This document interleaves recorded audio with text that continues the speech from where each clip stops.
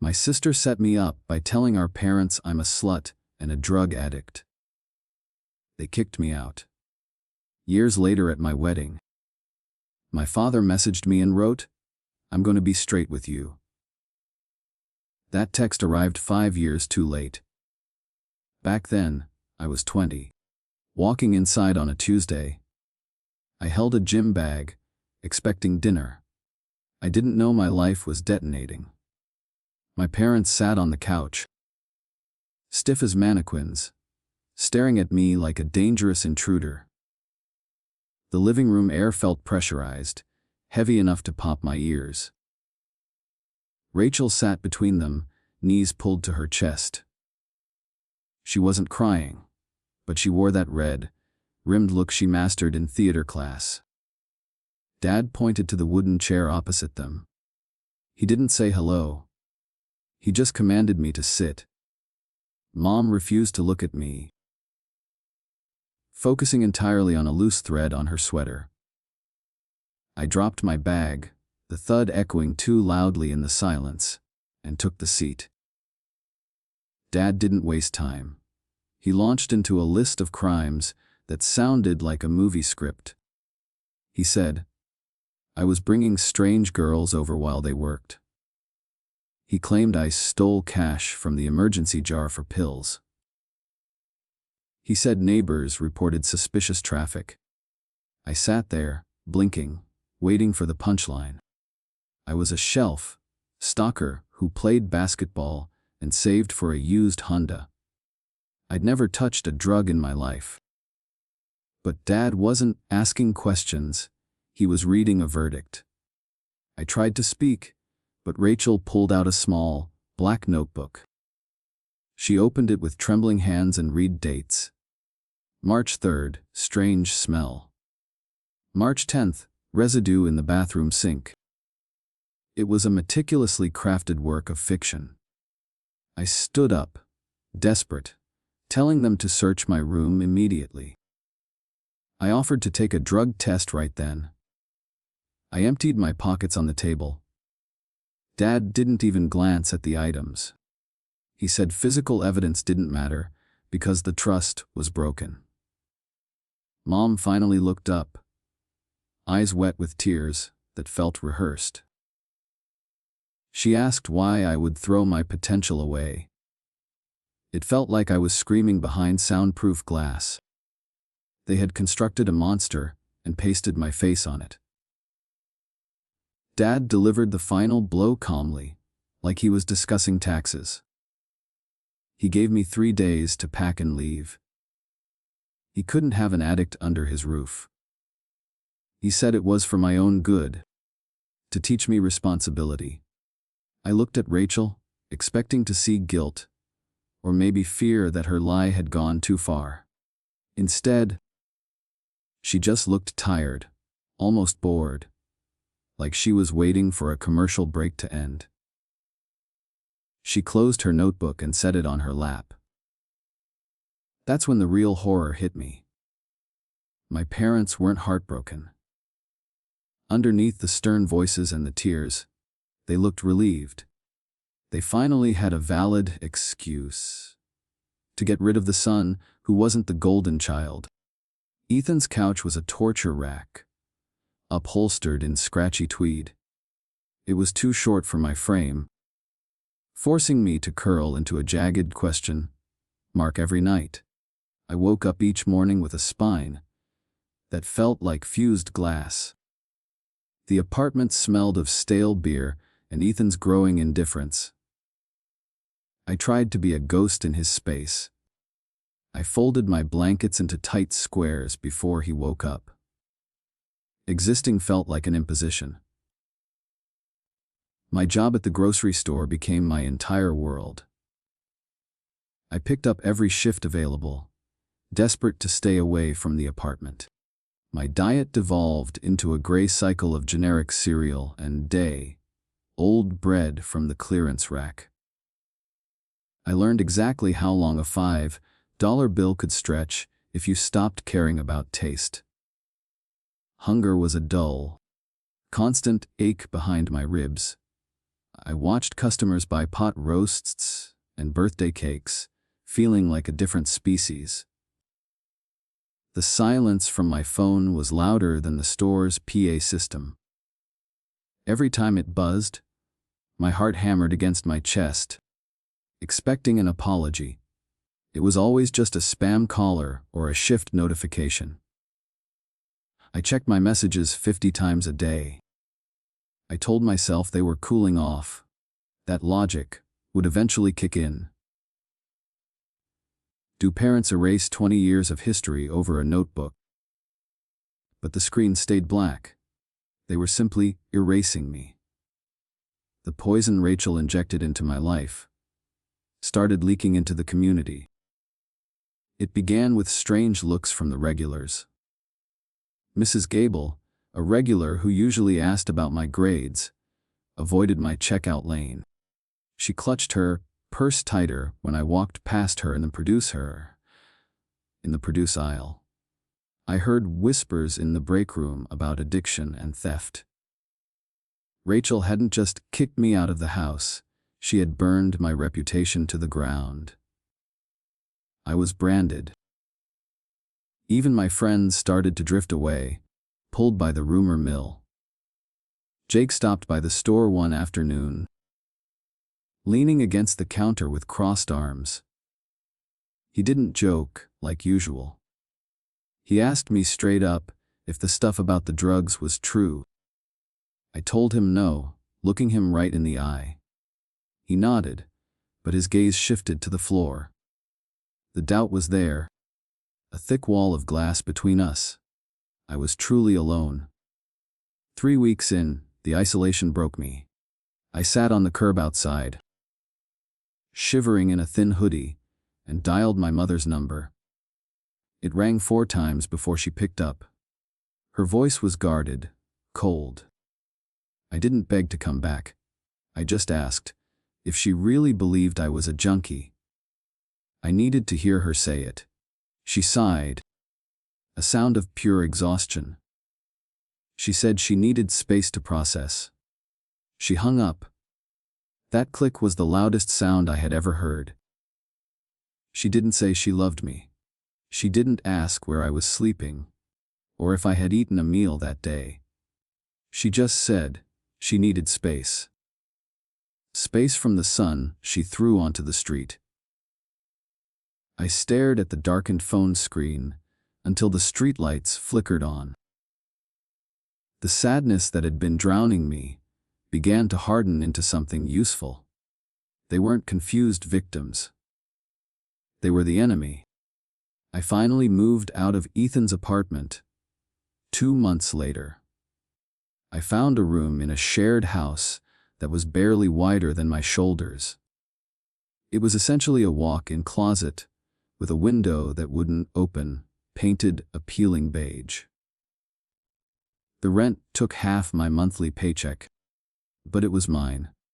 I put my clothes in a plastic bin and slept on a mattress I dragged in from the curb. The walls were paper, thin. I could hear my housemates breathing. My life shrank to the dimensions of the grocery store aisles. I worked double shifts whenever the manager allowed it, eager to hoard every dollar. The fluorescent lights became my sun. I memorized the SKU numbers for produce to speed up checkouts. One Tuesday, 6 months after the eviction, I was restocking the cereal aisle. It was the slow hour before the dinner rush. I was kneeling on the scuffed linoleum, stacking boxes of cornflakes, when 2 voices drifted over the shelving unit. They were middle-aged women, the type who wore heavy floral perfume that lingered in the aisle. I didn't pay attention until I heard my sister's name spoken with venom. One woman said she told her daughter to stay away from Rachel. My hands froze on a box of Frosted Flakes. I pressed my ear toward the gap between the boxes. The second woman scoffed loudly. She mentioned that Rachel had been caught stealing from that boutique downtown. My heart began to hammer. The first woman continued, clearly enjoying the scandal. She said the boutique didn't press charges because Rachel's parents begged them not to. She claimed my parents cried and promised she would get help. I stared at the nutritional facts on the cereal box, unable to move. This had happened last year. My parents knew. They knew Rachel had a history of theft and manipulation. They had covered for her crimes while they were busy throwing my clothes into garbage bags. The conversation twisted deeper. The second woman mentioned Rachel's college roommate moving out early. Apparently, Rachel had accused the girl of stealing money, only for the cash to be found in Rachel's own drawer. The woman hissed that Rachel was a pathological liar who made up stories to watch people squirm. They laughed, completely unaware that the brother of the liar was 3 feet away, clutching a cereal box like a lifeline. The eisel felt suddenly cold. My entire reality shifted. I waited until they walked away before I stood up. My knees popped in the silence. The anger I expected didn't come. Instead, a cold clarity washed over me. My parents weren't helpless victims of a master manipulator. They knew exactly who Rachel was. They had bailed her out of theft and social disasters. Yet, when she pointed a finger at me, they didn't even ask to check my room. They didn't want the truth. They just wanted to protect their golden child. I finished my shift in a complete fugue state. I walked back to my closet-sized room and sat on the mattress. I looked at the bare walls and realized I was done waiting for them to wake up. They weren't asleep, they were complicit. I didn't need to prove my innocence to people who preferred comfortable lies. I opened my laptop and pulled up the registration page for online business classes. I wasn't going to just survive this exile. I was going to win. The next 2 years blurred into a gray smear of relentless exhaustion. I attacked my life with the desperate, frantic energy of a drowning man climbing a ladder. I was promoted to assistant manager, trading stocking shelves for scheduling nightmares and inventory audits. Every lunch break was spent hunched over my laptop in the break room, tuning out the gossip while I devoured business statistics. I stopped seeing friends entirely. My youth wasn't spent at parties, it was invested in tuition payments and textbooks. I became a machine fueled by spite. My bank account grew, but my world shrank to a pinpoint.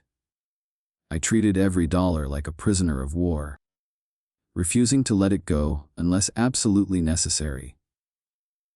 I wore my work shoes until the soles flapped against the pavement. Ducked, taping them shut at night to save $40. Social media was a minefield I avoided, terrified of seeing a family photo that didn't include me. I was a ghost in my own hometown.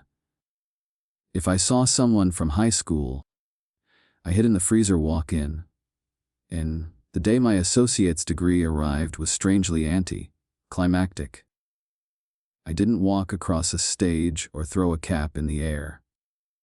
I pulled a stiff cardboard envelope out of my rusty mailbox and sat on my mattress in the closet room. I slid the paper out slowly. It was heavy, cream-colored, with my name printed in bold, dark calligraphy. Trevor, the drug addict, didn't exist here. This was Trevor, the graduate. I traced the embossed gold seal with my thumb, waiting for the pride to hit. I decided to celebrate anyway, determined to mark the victory. I bought a small chocolate cake from the bakery section, one with "Congrats" written in blue icing. I sat on my floor, lit a single candle, and stared at the flame until it burned down to the wax. I blew it out in the dark. "Good job, Trev," I whispered to the empty room. The frosting tasted like sugar and loneliness. I ate half of it, feeling sick, then threw the rest away. Success felt colder than I expected. A year later, the store owner retired and handed me the keys. The promotion to store manager came with a raise significant enough to finally leave the closet room behind. I signed a lease on a 1-bedroom apartment in a complex with a pool I'd never use. It had a balcony and a dishwasher. The first night there, I walked from room to room, touching the clean white walls. I had done it. I had built a life from the ashes. But the silence in this bigger space echoed. I tried dating to fill the quiet, but it was a disaster. I went out with a few girls I met through the new job or online apps. Coffee dates were easy. I had a script. I was the ambitious manager, the self-made man. But the moment they asked about my parents, I shut down. How do you explain that your family erased you without sounding like a monster? I gave vague answers about them living far away. The women sensed the wall. They eventually stopped calling. The holidays were the worst part of my manufactured stability. Thanksgiving was just a Thursday, where the store closed early. I sat on my balcony, watching cars line up at the neighbor's house, unloading covered dishes and hugging in the driveway. I drank a beer and watched the sun go down, feeling a phantom limb ache where my family used to be. I was safe, but I wasn't living. I needed something real. Lisa worked at the bank branch next door to my store. We met over a jammed deposit box and shared a laugh about the ancient machinery. She had a dry, biting wit that cut right through my professional armor. We started grabbing lunch in the shared break area, sitting on plastic chairs while eating sandwiches. For the first time in years, I wasn't calculating my words or hiding my history. She didn't care about my title or my car. She just liked me. It was terrifyingly simple. Casual lunches evolved into dinners at an Italian place with a flickering neon sign. We talked for hours about everything except my past. I learned about her brother's obsession with comic books and her dad's gardening wars. But every time she asked about my parents, I dodged. I used the busy at work excuse until it wore thin. I saw the confusion in her eyes. She knew I was hiding something massive. The silence between us started to feel heavy, threatening the only good thing I had. One rainy Tuesday, she finally cornered me in my kitchen. She asked point blank why I never mentioned visiting my folks. My hands shook as I set down my coffee mug. I couldn't lie to her anymore. I told her everything. I explained the notebook, the accusations, the eviction, and the years of silence. I stared at the floor, waiting for the inevitable questions. I waited for her to ask what I did to deserve it. I braced myself for the doubt that always came from others. She didn't ask a single probing question or play devil's advocate. She just reached across the counter and took my hand, her grip surprisingly strong. She said that any family who could throw me away wasn't worth the air I breathed. She was angry for me, not at me. The shame I'd been carrying around for 4 years began to crack. She looked me in the eye and told me I wasn't damaged goods. It was the first time I actually let myself believe it. A month later, I was standing on her parents' porch, sweating through my shirt. I expected an interrogation about my lineage. Instead, the door swung open to reveal Patricia, a woman who radiated warmth. She hugged me before I could even introduce myself. Her dad, Greg, shook my hand and immediately offered me a beer. We sat in their living room, and nobody accused me of anything. We just watched football and ate pot roast. It was so painfully normal that I almost had to leave. Sunday dinners at their house became my new religion. I learned what family was actually supposed to look like. Greg asked my advice on business trends. Patricia packed me leftovers as if I were starving. Lisa's brother, Sam, invited me to watch games like we'd been friends for decades. They folded me into their lives without hesitation. Patricia pulled me aside once and said I was always welcome there. She knew the full story and loved me anyway. I had been starving for this specific connection. 4 years after the eviction, I took Lisa back to the park, where we had our first real date. I got down on one knee in the grass, my heart hammering against my ribs. She said yes before the ring was even on her finger. We sat on a bench afterwards, planning the guest list. I looked at the blank space, where the groom's parents should be listed. I didn't feel sad anymore. I just felt resolved. I wouldn't invite them. They didn't deserve a seat. 2 months before the wedding, my phone vibrated on the kitchen counter. I was chopping vegetables, humming to the radio. I wiped my hands on a towel and glanced at the screen. A friend request notification sat there like a digital bomb. It was my father. His profile picture showed him and Mom on a cruise ship, smiling with drinks in their hands.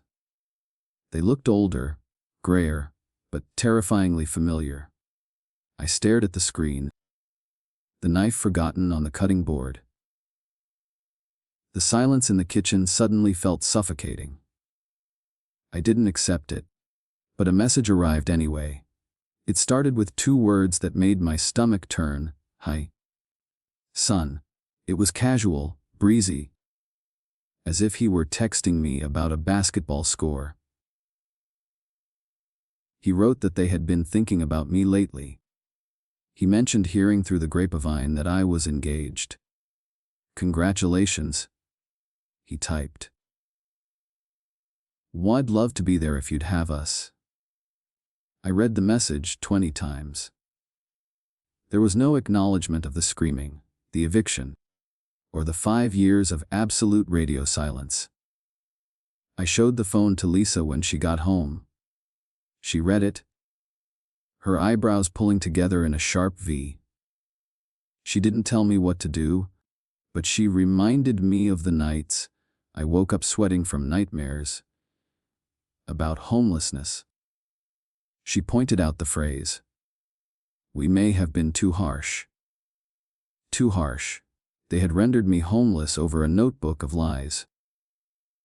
It was minimization at its finest. Lisa placed the phone face down on the table. She said they were testing the electric fence. A week later, Mom sent her own message. It was longer, filled with flowery language about misunderstandings and the importance of bloodlines. She mentioned that Rachel had moved out and they were empty nesters now. They had been reflecting on the past. The word reflecting did a lot of heavy lifting. It implied they were victims of a complex situation, not the architects of my destruction. She said Rachel felt terrible about everything. It was a lie. If Rachel felt terrible, she would have messaged me herself years ago. I took the dilemma to work, needing a third party's perspective. I sat in the break room with Anthony, my assistant manager, who knew the whole ugly story. He listened while I paced the small room. He asked me what I actually wanted from them. Did I want a relationship? Or did I just want them to see I survived? I realized it was the latter. I wanted them to see the suit, the title, and the ring. I wanted to rub their noses in my success. It felt petty. I needed one more opinion, so I called Jake. He had been there the night the rumors started. He picked up on the second ring. I told him about the sudden desire for reconciliation. Jake didn't hesitate. "Remember when you begged them to drug test you?"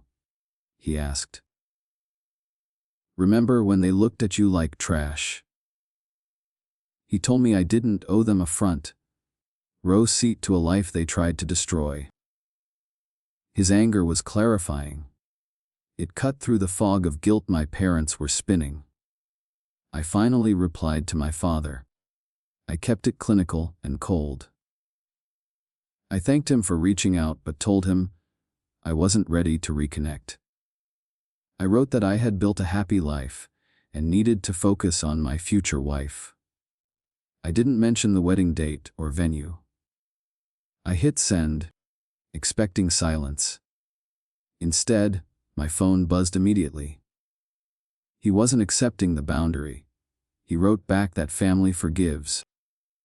He said Mom was heartbroken. Then he dropped the real anchor. "Don't punish us forever." The guilt trip was predictable. But the next notification wasn't. It was from Rachel. This was the first time she had communicated with me since closing her bedroom door in my face. Her message was short. She heard I was getting married and wanted to say sorry. She claimed she had been dealing with her own issues back then and took it out on me. She hoped I could forgive her issues. That was her justification. She had nuked my entire existence because she was having a bad year. I did something masochistic then. I clicked on her profile. It was public. I scrolled through 5 years of photos I had missed. There was Rachel at graduation, wearing the gown I never got to wear. There was Rachel on vacations with Mom and Dad, smiling on beaches while I was eating ramen in a closet. She looked happy, healthy, normal. There were no scars on her life. She hadn't suffered for a single second. She had destroyed me for sport, and then she had simply moved on. The anger that flared up wasn't the hot, messy rage of 5 years ago.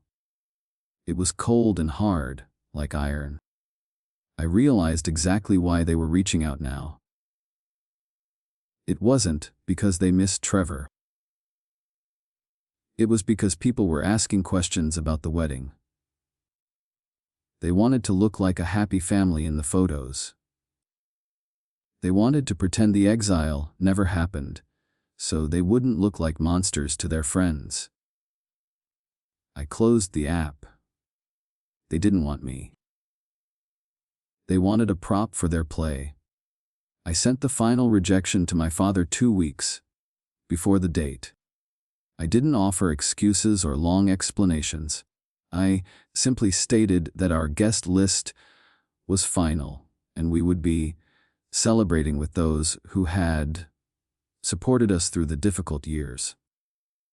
I hit send and immediately muted the conversation. I didn't block them yet.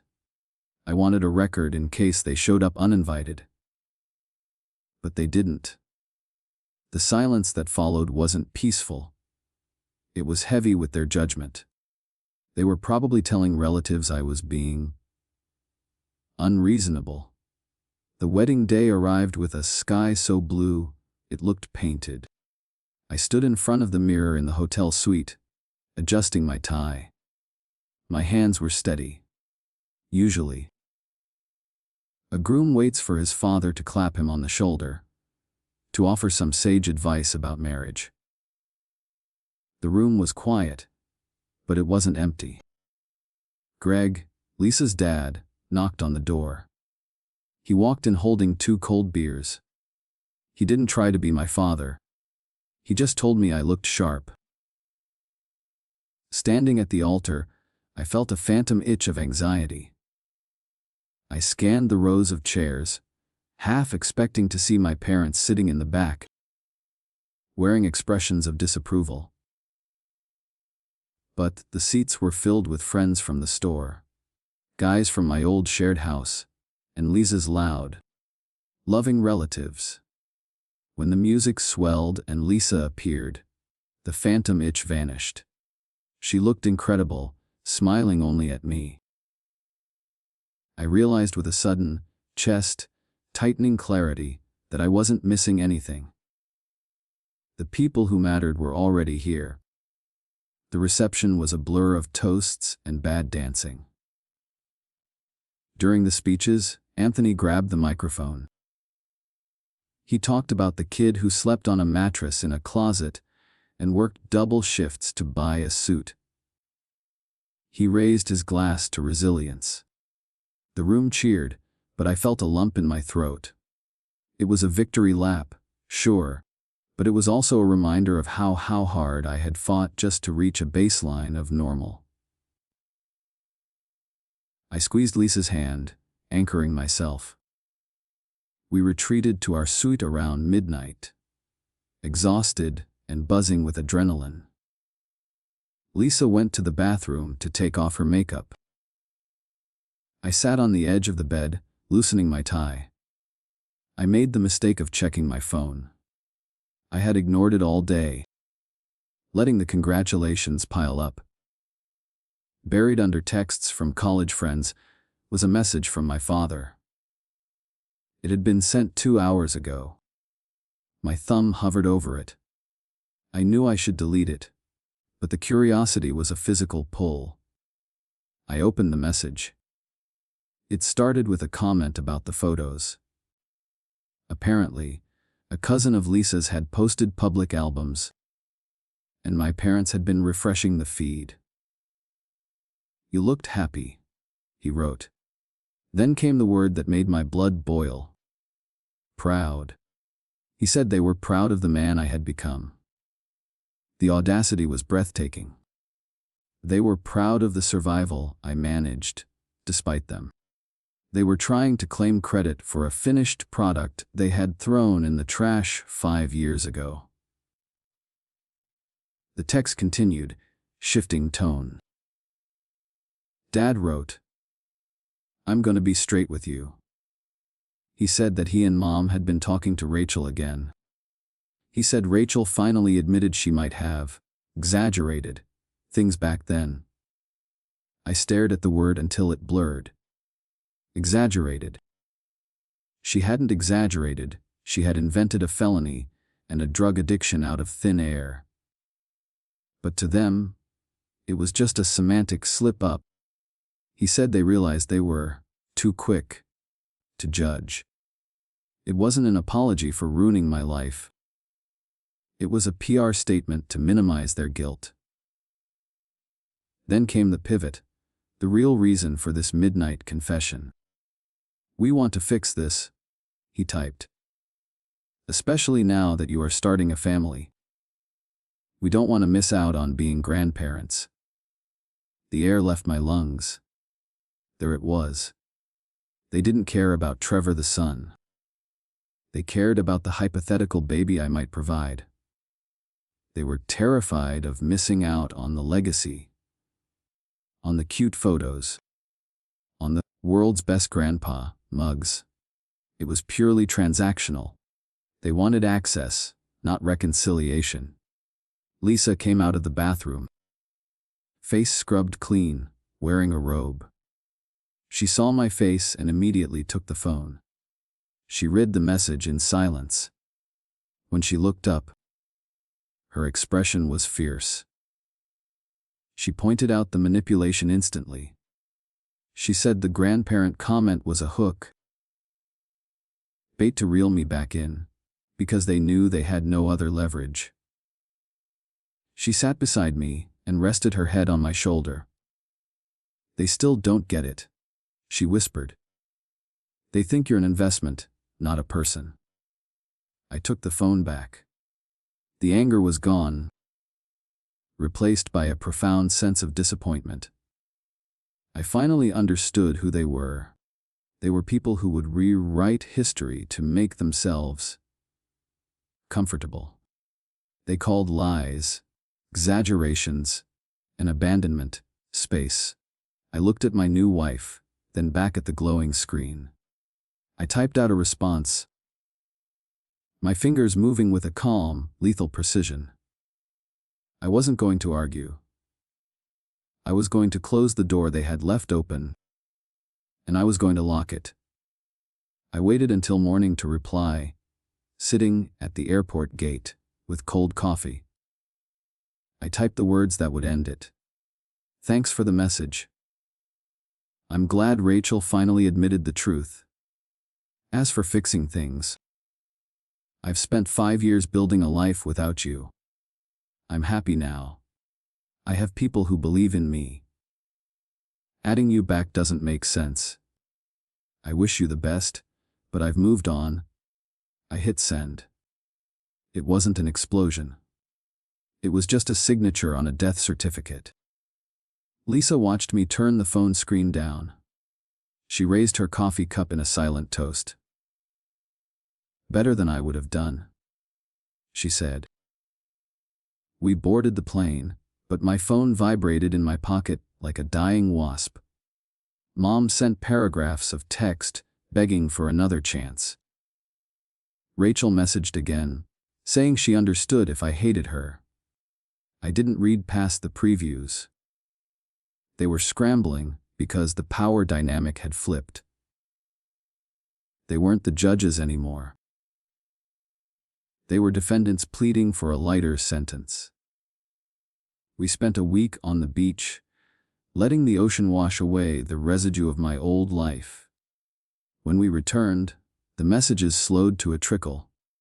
Just generic, "Thinking of you." Texts that ignored the core issue. They were testing the waters. I sat on our couch and opened my contacts. I didn't feel angry. I just felt efficient.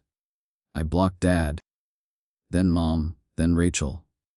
It was a quiet, administrative task. The silence that followed wasn't heavy anymore. It was finally peaceful. Lisa's relatives asked why my side of the aisle was empty. I kept it vague, saying we weren't close. One aunt pushed too hard, so I gave her the unvarnished truth. She looked horrified, clutching her glass. "I can't imagine a parent doing that," she whispered. "Well, it happens," I said. It felt good to say it out loud without shame. I wasn't protecting their reputation anymore. The secret wasn't mine to keep. If they wanted to look like good parents, they should have acted like it. I heard Rachel move to another state, fleeing the scene of the crime. My parents remain in the same house. Apparently, they tell neighbors that their son lives nearby, but works a lot. It's a convenient fiction. Admitting they kicked me out over lies is too shameful to explain. They prefer the fantasy. It saves them from the community's pity. It confirmed everything I suspected.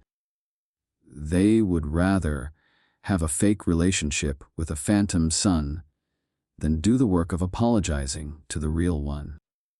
I don't think about them much anymore. I have a wife to focus on and a career built with my own hands.